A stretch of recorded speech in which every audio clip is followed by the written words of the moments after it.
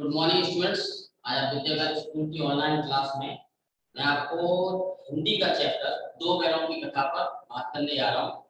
ठीक, कहानी के लेखक जो है मुंशी प्रेमचंद है। मुंशी प्रेमचंद बड़े ही भावात्मक लेखक थे जिन्होंने वास्तविक भावनाओं से प्रेरित जो है कहानियां लिखी।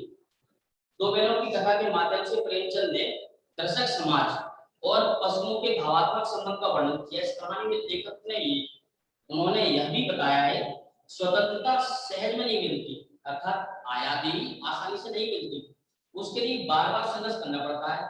इस प्रकार प्रत्यक्ष रूप से कहानी आजादी के आंदोलन की भावना से जुड़ी है। इसके साथ ही इस कहानी में प्रेमचंद ने पंचतंत्र और हितोपदेश की कथा परंपरा का उपयोग और विकास किया है। दो बैलों की कथा, जैसे जानवरों में गधा सबसे ज्यादा बुद्धिहीन समझा जाता है।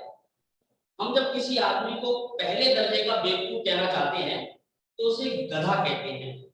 गधा सचमुच बेवकूफ है या उसके सीधेपन, उसकी निरापद सहिष्णुता ने उसे यह पदवी दे दी है, इसका निश्चय नहीं किया जा सकता। गाय सींग मारती है, ब्याई हुई गाय तो अनायास ही सींगनी का रूप धारण कर लेती है। कुत्ता गरीब जानवर है लेकिन कभी कभी उसे भी क्रोध आ जाता है, किंतु गधे को कभी क्रोध करते नहीं सुना न देखा। जितना चाहो गरीब को मारो, जैसी चाहिए खराब सड़ी हुई घास उसके सामने डाल दो, उसके चेहरे पर कभी असंतोष की छाया न दिखाई देगी।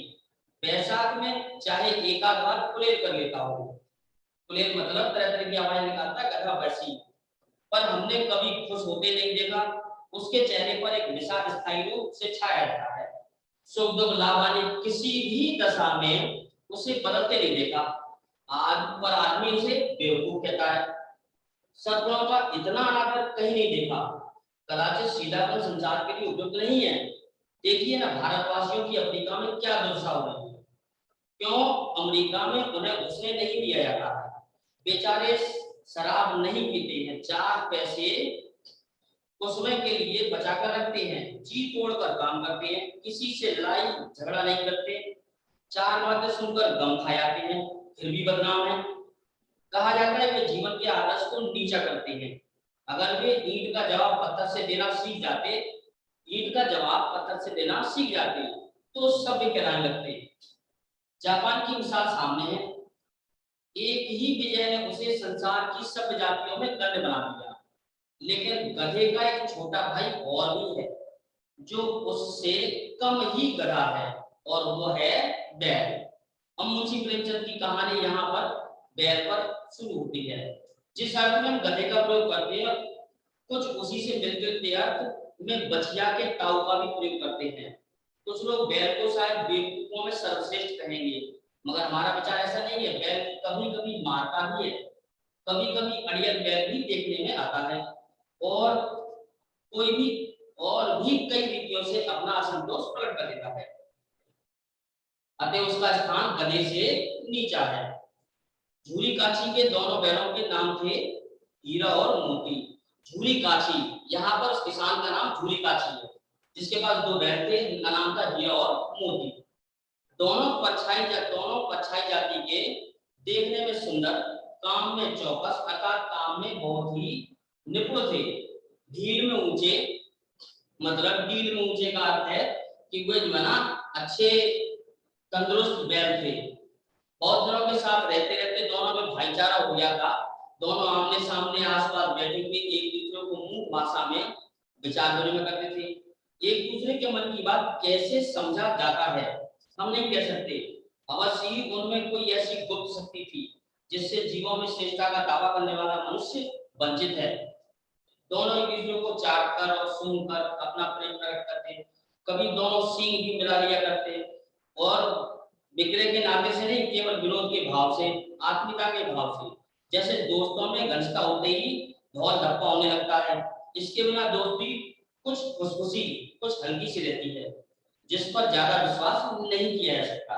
जिस वक्त ये दोनों बैल या गाड़ी में जोत किए जाते, गर्दन हिला हिला कर चलते, उस वक्त हर एक की यही चेष्टा होती थी कि ज्यादा से ज्यादा मेरी गर्दन पर बोझ रहे। दिन भर के दोपहर या संध्या को दोनों खोलते, एक दूसरे को चाट चूट कर थकान मिटाने करते थे।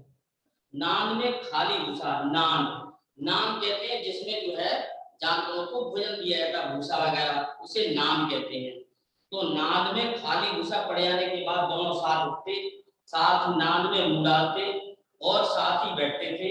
एक मुंह हटा लेता तो दूसरा भी हटा लेता, अर्थात एक बैल अगर खाना बंद कर देता तो दूसरा बैल भी खाना बंद कर देता था। संयोग की बात, झूली ने एक बार गोई को ससुराल भेज दिया, अर्थात झूली काची ने एक बार अपने दोनों बैलों को अपनी ससुराल भेज दिया। बैलों को क्या मालूम वे क्यों भेजे जा रहे हैं, समझे मालिक ने हमें बेच दिया और बैलों को ससुराल भेजा था, लेकिन उनको बैलों को ऐसा लगा जैसे मालिक ने हमें बेच दिया। अपना या बेचा जाना उन्हें अच्छा लगा या बुरा लगा कौन जाने, पर झूली के साले को गया को घर, साले गया को घर तक गोई ले जाने के में दांतों पसीना आ गया, क्योंकि वो जब ले जा रहा था पीछे से हाँकता तो दोनों दाएं बाएं भागते, पगैया पकड़कर आगे से खींचता, पगैया लेकर रस्सियों, ये रस्सियों से बने हुए थे, आगे से खींचता दोनों पीछे की ओर जोर लगाते, मारता तो दोनों सिंह नीचे करके मुकारते। अगर ईश्वर ने वाणी की होती तो झूली से पूछते,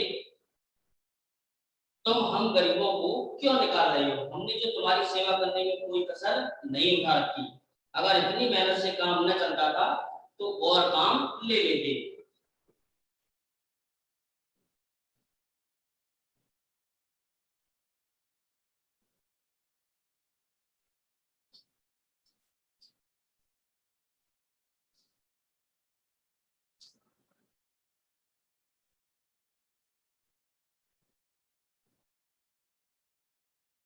मैं तो तुम्हारी चाकरी में मर्यादा कबूल था, मतलब ये भावनाएं हैं बैलों की जो अंदर ही अंदर मनी मन में बेचारे सोच रहे थे। दोनों बैल जैसे तैसे जो है अपने स्थान पर जहां उन्हें ले जाना था संध्या समय तक वो नए स्थान पर पहुंच गए। दिल भर के भूखे थे, लेकिन नान में लगाए गए तो एक ने भी मुंह नहीं डाला, अर्थात एक ने भी भूसा नहीं खाया। मन भारी हो रहा था, जिससे उन्होंने अपना घर समझ रखा था आज उनसे छूट गया था। नया घर, नया गांव, नए लोग उन्हें बेगाने से रखते थे। दोनों ने मुंह भाषा में सलाह की, एक दूसरे को गंभीर से देखा और लेट गए। जब गांव में सोता पड़ गया तो दोनों जो है अपनी पगैया मतलब रस्सियों को तोड़कर भाग गए। भागकर वे वापस वहीं पहुंच गए।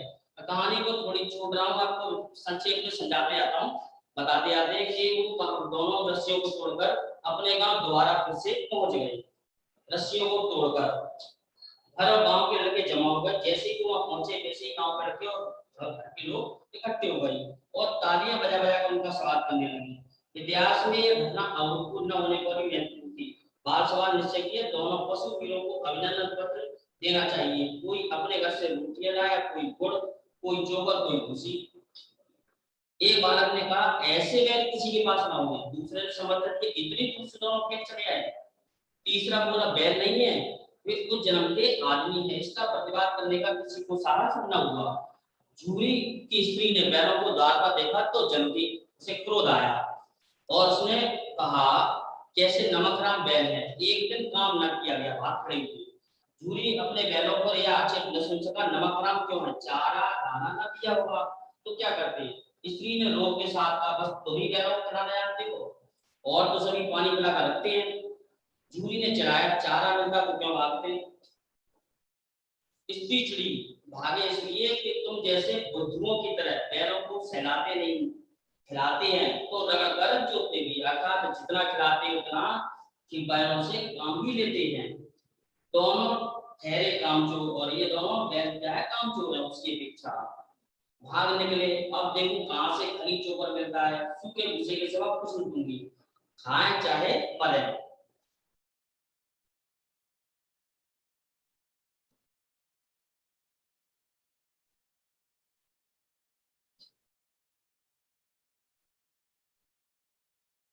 और उसके साथ वही हुआ। झूरी की जो स्त्री थी उसने ठीक प्रकार से भूसा नहीं किया और दूसरे दिन झूरी का सारा फैलाया और बैलों को दोबारा फिर से ले गया। इस बार वे बैल फिर से वहां पहुंच गए उसी गांव में। दोनों ने रास्ते में भरसक प्रयास किया, हीरो और मोती ने, कि उनको ले जा रहे थे, उनके सारे थे ले जा रहे थे, उन्हें कहीं पर गिरा दिया जाए, खाई में गिराना चाहा। शाम के समय दोबारा वहां पहुंचकर रस्सियों से बांध दिया। इस बार की रस्सियां जो थी पहले से ज्यादा मोटी थी और उन्हें मुक्कल की शरारत का मजा चखाया। सुबह भूसा डाल दिया, दोनों बैलों को खरी चुनी सब कुछ दी। दोनों बैलों का ऐसा अपमान कभी न हुआ था। बुरी उन्हें फूल की जड़ी से भी न चूता था और उसने कई खूब तरह से दोनों को मारा भी। चिटक कर दोनों उड़े, चिटकार और दोनों उड़े भी लगते थे। यहाँ मार पड़ी, आज सम्मान की व्यथा तो थी, पर मिला सूखा भूसा। नींद की तरफ आंखें तक न उठाई। दूसरे दिन गया बैलों को हल में जोता। गया झूरी के साले का नाम था गया। उसने बैलों को हल में जोता और दोनों ने जब जोता तो दोनों ने पैर न उठाने की कसम खा रखी थी। वो मारते मारते थक गया तो दोनों ने पैर न उठाया। निर्दयता से हीरा की नोक नाक पर खूब डंडे जमाए तो मोती का गुस्सा काबू के बाहर हो गया। हल लेकर भागा, हल रस्सी से जुआ जोत सब टूटकर बराबर हो गया। गले में बड़ी बड़ी रस्सियां न होती, दोनों पकड़ाई में न आते। हीरा ने मुंह भाषा में कहा, भागना व्यर्थ है, तो रस्सियों से बंधे हुए थे। मोती ने उत्तर दिया, इससे तो जान ही ले ली थी, इसने तो जान ही ले ली थी, अब की बार बड़ी मार पड़ेगी। पढ़ने तो बैल का जन्म लिया तो मार कहां से कहां तक बचेंगे। गया तो आदमियों को साथ दौड़ा आ रहा है, दोनों के हाथ में लाठियां हैं। मोती बोला, कहो तो देखा दो कुछ मजा नहीं। लाठी लेकर आ। हीरा ने समझा, नहीं भाई खड़े हो जाओ, मुझे मारेगा तो मैं भी एक आग को गिरा दूंगा। तो जो हमारी जाति का यह धर्म नहीं है, पहले का हमारी जाति का यह धर्म नहीं है। मोती दिल में अटका रह गया। गया पहुंचा, दोनों को पकड़कर ले चला। कुशल हुई, ऐसे वक्त मारपीट नहीं की। पकड़ के ले गए लेकिन मारपीट नहीं की, नहीं तो मोती पलट पड़ता। उसके तेवर देखकर गया, उसके शायद समझ गए कि यह वक्त इस वक्त टाल जाना ही मसला है। दोनों के सामने फिर वही सूखा बासा चलाया गया। दोनों चुपचाप खड़े रहे। घर के लोग भोजन करने लगे।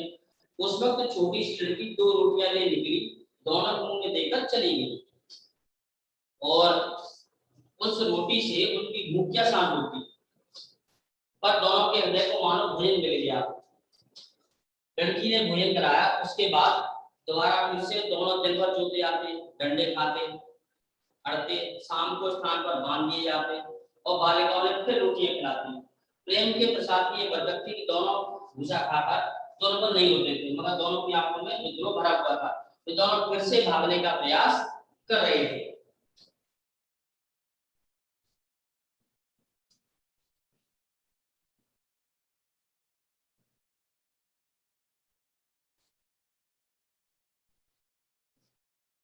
और गया की लड़की ने, कहानी के आगे बढ़ते हैं, तो गया की लड़की ने एक बार फिर से जो ना बैलों को देखकर वह समझ गई और बैलों की भावनाओं से प्रेरित होकर उसने रात में रस्सी को खोल दिया, दोनों बैलों को जाने के लिए छोड़ दिया।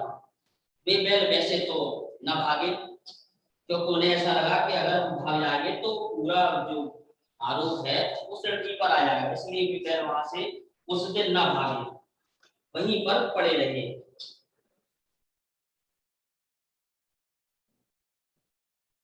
लेकिन गया भीतर से निकला और दोनों, और क्योंकि लड़की ने खोल दिया था, जब भागे नहीं तो लड़की चिल्लाई कि बैल भाग गए हैं, बहुत तेज से भागने वाले हैं। तो गया हड़बड़ा कर भीतर से निकला, बैलों को दोनों दोनों को पीछा किया गया ने और तेज गया ने शोर मचाया। गांव के कुछ आदमियों को साथ देने के लिए लौटा। मित्रों को भागने का मौका मिल गया, सीधे दौड़ते चले गए। उन्हें रास्ते का ज्ञान नहीं था और वे फिर से अब रास्ता इस बार वे गांव का रास्ता भूल गए और गांव का रास्ता भूलने के साथ साथ वे आगे एक सांड से टकराए। वहां पर उस सांड से विद्रोह करते हुए जैसे तैसे वे वहां से भी भाग निकलने में समर्थ हुए। तो आगे सामने पहुंचे तो सामने मटका खेत था, वो भी उसको घुस गया। हीरा मना करता रहा पर उसने एक ना सुनी। अभी 2-4 ही आस खाई थी कि आदमी लाठी लेकर दौड़ पड़े, मित्रों को घेर लिया। हीरा तो मेरे पर था, निकल गया। मोती सींचे हुए खेत में था, फल कीचड़ में धसने लगे, भाग न सका, पकड़ लिया। हीरा ने देखा कि संगी संकट में तो लौट पड़ा, फंसेंगे तो दोनों फंसेंगे। और वे दोनों फिर से इस बार जो है ना पहली बार ऐसे साबित का पड़ा कि सारा दिन कांजी होश में बंदी कर लिए गए और दोनों बैल जो है कांजी होश में बंद कर दिए गए। और ऐसी जगह बंद किए गए कि दोनों मित्रों को सारा दिन बीत गया, उनको एक दिन का भी खाने को नहीं मिला। समझ में नहीं आ रहा था दोनों को कैसा स्वामी है, इससे तो गया भी अच्छा है। कई भैंसे बकरियां घोड़े कई गधे, पर किसी के सामने चारा नहीं था। सब जमीन पर मुर्दों की तरह पड़े थे। कई इतने कमजोर हो गए थे कि खड़े भी ना हो सकते थे। सारा दिन दोनों मित्र फाटक की ओर टटकी लगाए काटते रहे, कोई चारा लेकर आता न दिखाई दिया। तब दोनों ने दीवार पर मिट्टी चाटनी शुरू कर दी, पर इससे क्या करती होगी। रात को तब भोजन न मिल सका तो हीरा दिल में विद्रोह की ज्वाला दहकती। हीरा के मन में विद्रोह की ज्वाला। मोती से बोला अब तो रहा नहीं जाता मोती। मोती ने सिर हिलाते हुए जवाब दिया मुझे तो मालूम होता प्राण निकल रहे हैं, इतनी जल्दी हिम्मत न हारो, यहाँ से भागने का कोई उपाय निकालना चाहिए, आओ दीवार तोड़ डालें। ऐसा हीरा और मोती दोनों ने प्रयास किया और दीवार तोड़ने का जब प्रयास कर रहे थे तो उन्होंने दीवार कच्ची थी और हीरा मजबूत था। नुकीले सिंह दीवार में गड़ा दिए, जोर मारा तो मिट्टी का एक चप्पड़ निकल गया। फिर तो उसका और सांस बढ़ गया, दीवार पर और चोट लगी। थोड़ी देर में मिट्टी गिराने लगा। उसी समय काली और उसका चौकीदार लालटेन लेकर जानवरों की हाजिरी लेने निकला।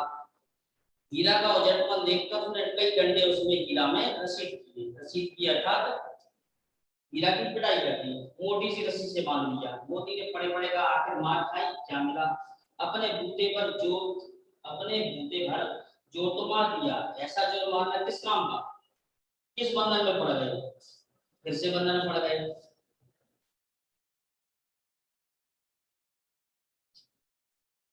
तो दोनों बहनों ने फिर से निर्णय किया, सोचो दीवार खुद जाती तो दोनों की जाने बच जाती। इतने भाई यहाँ बंद हैं, किसी की देह में जान नहीं है, 2-4 दिन यही हालात तो संभल जाएंगे। हाँ बात तो है, अच्छा तो लाभ, फिर मैं जोर फिर से जोर लगाता हूँ। मोती ने दीवार में सींग मारा, थोड़ी सी मिट्टी फिर गिरी, फिर हिम्मत बढ़ी, फिर दीवार में सिंग लगाकर जोर करने लगा, मानो प्रतिद्वंदी से टकराओ। आखिर 2 घंटे की जोर आजमाने के बाद दीवार ऊपर से एक हाथ गिर गई। दूनी शक्ति से धक्का मारा तो आधी दीवार जल गई। दीवार का गिरना था, अधमरे पड़े हुए सभी जानवर चेत थे। तीनों घोड़ियां सर पर भाग निकली, बकरियां निकली, भैंस खिसक गई। अब गधे जैसे के 10 ज्यों के त्यों खड़े थे। हीरा ने पूछा भाई तुम दोनों क्यों नहीं भाग जाते। एक गधे ने कहा जो कहीं फिर पकड़ लिए जाएं तो क्या हर्ज है, अभी तो भागने का अवसर है, हमें तो डर लगता है हम यहीं पड़े रहेंगे। आधी रात ऊपर से जा चुकी थी, दोनों गधे अभी तक खड़े सोच रहे थे कि भागे या ना भागे। मोती अपने मित्र की रस्सी तोड़ने में लगा हुआ था। अब वह हार गया तो हीरा ने कहा तुम जाओ, मुझे यही पड़ा, शायद यही कहीं भेंट हो जाए। मोती ने आंखों में आंसू लाकर कहा तुम इतना स्वार्थी समझते हो हीरा, हम और तुम दोनों एक साथ रह रहे हैं, आज तो विपत्ति में पड़ गए तो मैं तुम्हें छोड़कर अलग हो जाऊं। हीरा ने कहा बहुत मार पड़ेगी, लोग समझ जाएंगे यह तुम्हारी शरारत। मोती घर छोड़ा, जिस अपराध के लिए तुम्हारे गले में बंधन पड़ा उसके लिए अगर मुझ पर मार भी पड़े तो क्या चिंता, इतना तो हो ही गया, 9-10 प्राणियों की जान बच गई तो वे आशीर्वाद देंगे। कहते हुए मोती ने दोनों गधों को सींगों से मार मार कर बाढ़ के बाहर निकाला, अपने बंधु के पास आकर सो रहा और उसके बाद में हीरा और मोती दोनों एक साथ सो गए। सुबह होते ही मुंशी और चौकीदार यानी कर्मचारियों में खलबली मच गई। इसके लिखने की जरूरत नहीं, बस इतना काफी है कि मोती की खूब मरम्मत हुई और उसे मोटी रस्सी से बांध दिया गया। 1 सप्ताह तक दोनों मित्र वहां बंधे पड़े थे और उन्हें ना चारा मिला, खाने के लिए कुछ नहीं मिला।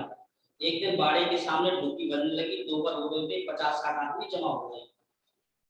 उनकी देख दोनों मित्र निकाले गए, उनकी देखभाल होने लगी। लोग आकाश सूरज देखते मन फीका करके चले आते। ऐसे मृतक गणों का कौन खरीदार होता। सहसा एक गड़ियल आदमी जिसकी आंखें लाल थी और मुद्रा अत्यंत कठोर आया, दोनों मित्रों को फूलों में उंगली गोद कर मुंशी से बातें करने लगा। चेहरा अंतर्ज्ञान से दोनों मित्रों के दिल कांप उठे, कौन है उन्हें क्यों टटोला है, इस विषय में कोई संदेह ना हो। एक दूसरे को नेत्रों से देखा, सिर झुका लिया। हीरा ने कहा गया के घर से ना भागे अर्थात बेकार भागे, अब जान नहीं बचेगी। मोती ने असरता के भाव से उत्तर दिया, कहते हैं भगवान सबके ऊपर दया करते हैं, हमारे ऊपर क्यों दया नहीं आती? भगवान के लिए हमारा मरना जीना दोनों बराबर है, चलो अच्छा ही है, कुछ दिन उसके पास तो रहेंगे। एक बार भगवान ने उसकी लड़की को बचाया तो अब क्या ना बचाएंगे। इस प्रकार ये कहानी पहुंच गई। अब बैल नीलाम कर दिए गए, नीलाम कर दिए तो दड़ियल अपने घर ले गया दोनों, और वे बैल अंततः पहुंच गए उसी के जो दड़ियल के यहाँ। वहां जाकर रस्सियां पकड़ ली, झूरी के पास दड़ियल ने ले आकर दोबारा फिर पहुंचा दिया। झूरी के पास पहुंचाने के बाद झूरी ने जैसे ही देखा कि मेरे बैल हैं और नीलाम के लिए आता हूँ, मेरे बैल हैं, सबूत है, मेरे द्वार पर खड़े हैं, दड़ियल जलाकर बैलों की व्यवस्था पकड़ाने के लिए बढ़ा, उसी वक्त मोती ने सींग चलाया तो दड़ियल नीलामी के लिए ले आया था, उससे झूरी ने छुड़ा लिया। और उसके बाद में झूरी को एहसास हुआ कि ये बैल यहाँ से कहीं नहीं जाएंगे। दोनों जो है ना अपने घर पहुंच गए, उनको भूसा चोकर दाना सब भरकर दिया गया और दोनों मित्र खाने लगे और धोलोरी कुंजों को सहला रहे थे। कहानी का सार सार ये कि दोनों मित्र ने अपनी आजादी के लिए, अपने स्वतंत्रता के लिए भरसक प्रयास किए और दोनों ने एक दूसरे का साथ कभी न छोड़ा। विषम परिस्थितियों में भी ये साथ रहे और अंततः वे अपने स्थान पर, गंतव्य स्थान पर पहुंच गए, फिर से अपने मालिक किया और स्थान और अच्छे से रहने लगे। यह थी दो बैलों की कथा मुंशी प्रेमचंद द्वारा।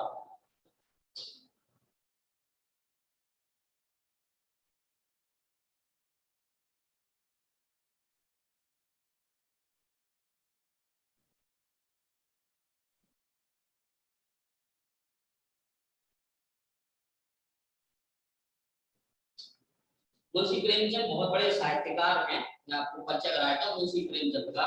बहुत बड़े साहित्यकार, कहानी लेखक हैं, जिन्होंने, जिनका जन्म बनारस के लम्हे गांव में हुआ था।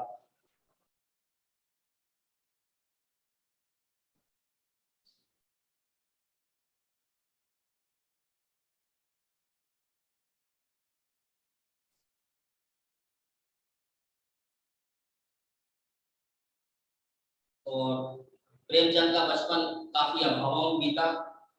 शिक्षा उन्होंने बीए तक कर पाई, सरकारी नौकरी भी लगी उनकी, उन्होंने उससे त्याग पत्र दे दिया और 1936 में एक महान कथाकार का उनका देहांत हो गया। प्रेमचंद की कहानियां हैं जो 8 भागों में संकलित है। सेवा सदन, प्रेमाश्रय, रंगभूमि, कायाकल्प, निर्मला, गबन, कर्मभूमि, गोदान, ये उनके महत्वपूर्ण उपन्यास हैं। प्रेमचंद जी को उपन्यास सम्राट भी कहा जाता है।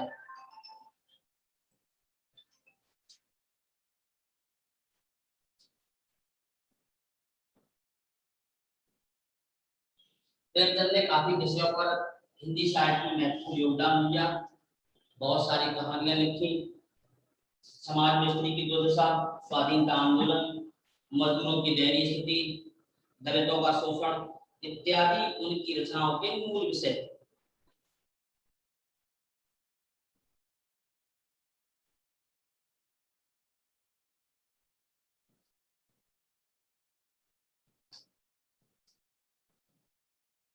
अब इसके प्रश्नों के उत्तर पर आते हैं। इसके प्रश्न हैं,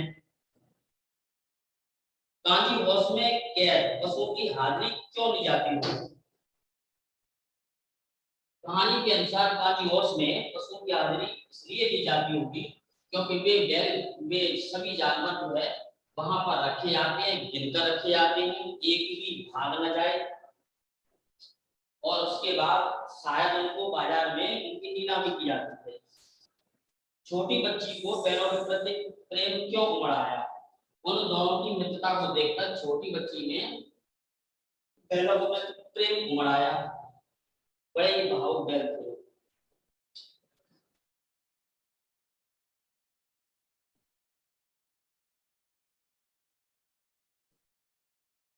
मुंशी प्रेमचंद ने गधे की किन स्वाभाविक विशेषताओं के आधार पर उसे अर्थ मूठ ना प्रयोग कर नए अर्थ की ओर संकेत दिया है? मूठ शब्द कहा जाता है साधारण भाषा में, वैसे मनुष्य को साधारण भाषा में जब मूठ कहना हो तो उसे उपमा जो है गधे की मिलती है, लेकिन वास्तविक सत्य तो ये है, यह तो गधे का अपमान है। तो गधा बहुत ही सीधा और सहज स्वभाव का जानवर होता है, जिससे न क्रोध आता है। गधे को एकदम समझदार प्राणी कहा मुंशी प्रेमचंद ने। न उसे क्रोध आता है, न उसे दुख होता है, न खुशी होती है, और चाहे जितना उस पर बोझ डाल दो, बेचारा सहजता से सारा बोझ ढोता रहता है।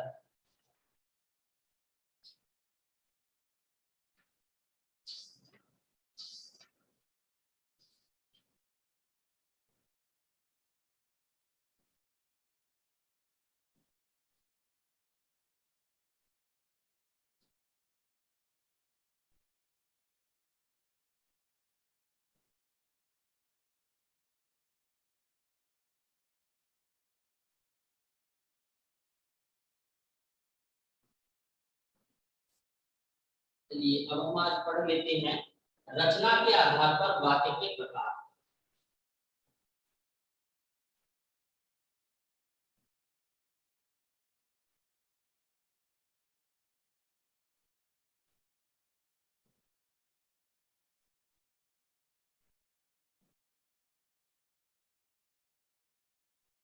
रचना के आधार पर वाक्य के प्रकार तीन होते हैं।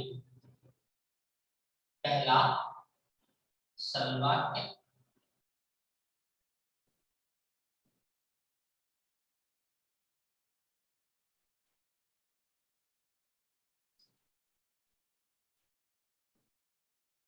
संयुक्त वाक्य, मिश्रित वाक्य। पाठ की कहानी के बाद यह है व्याकरण, पाठ के अंत में दिया गया। तीन प्रकार के वाक्य होते हैं, सरल वाक्य, संयुक्त वाक्य और मिश्रित वाक्य। सरल वाक्य,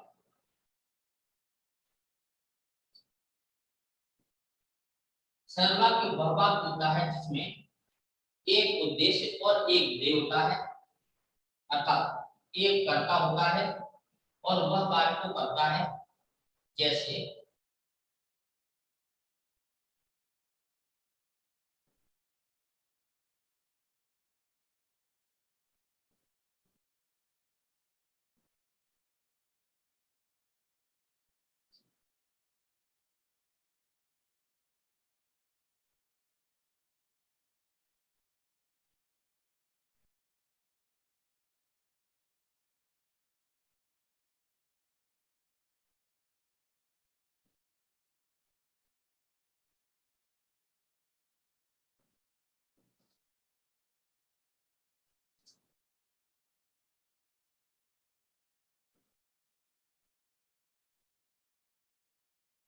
इस प्रकार के वाक्य को सरल वाक्य कहा जाता है। ऐसे वाक्य सरल वाक्य कहलाते हैं।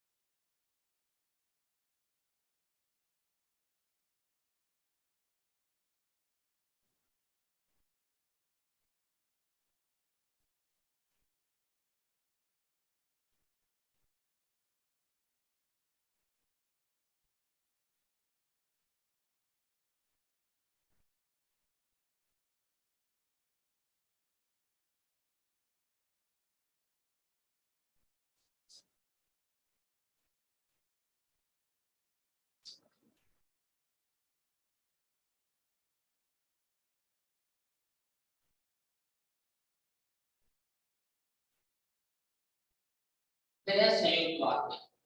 संयुक्त वाक्य वह वाक्य होता है जिसमें एक वाक्य के साथ दूसरा वाक्य जोड़ा जाता है, उसे कहते हैं संयुक्त वाक्य। जैसे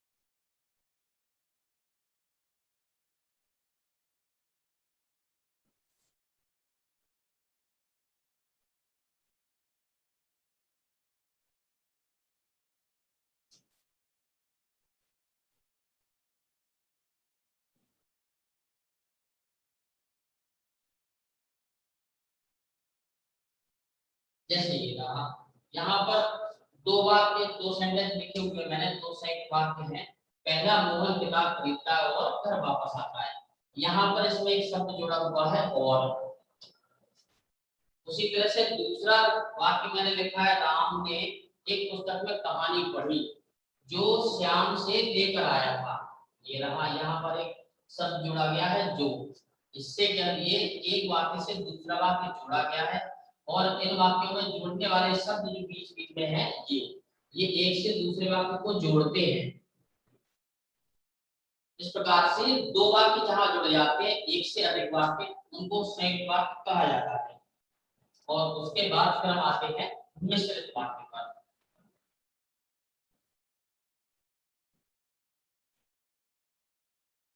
मिश्रित वाक्य, मिश्रित वाक्य में हम जोड़ते हैं लेकिन, किंतु, परंतु,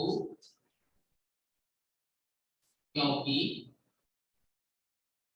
इस तरह के शब्दों से जोड़कर, दो या दो से अधिक वाक्य लिखे जाते हैं जोड़कर, ऐसे शब्द उसमें जुड़े हुए होते हैं, उनको कहते हैं मिश्रित वाक्य।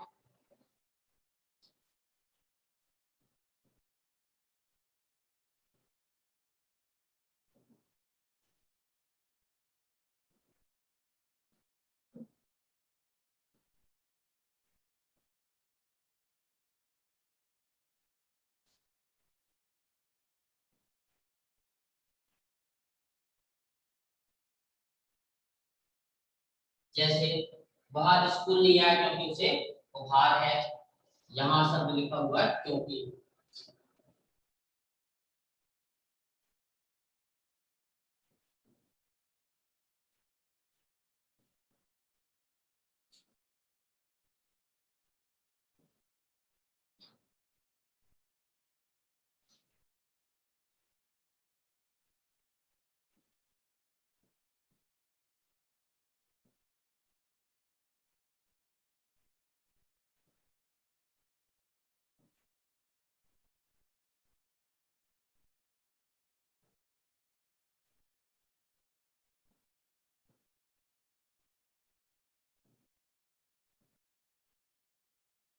ये रहा, इस तरह से ये दो वाक्य में लिखे उदाहरण, उदाहरण के तौर पर। इन शब्दों को जोड़कर बनने वाले जितने भी वाक्य होते हैं, वे सभी वाक्य मिश्रित वाक्य कहलाते हैं।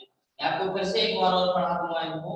और संयुक्त वाक्य होते हैं जहां दो या दो से अधिक शब्द, वहां पर ऐसे शब्द प्रयोग होते हैं और जो, या फिर, या, जो कि, फिर, ऐसे शब्द प्रयोग किए जाते हैं तो वे संयुक्त वाक्य कहलाते हैं। मिश्रित वाक्य जो होते हैं, जैसे वहां पर ऐसे शब्दों का प्रयोग करने के, किंतु, परंतु, क्योंकि, ऐसे शब्दों को जोड़कर बनने वाले मिश्रित वाक्य होते हैं। फिर भी आपको कहीं कोई कंफ्यूजन हो तो पूछना हो तो पूछ लेना।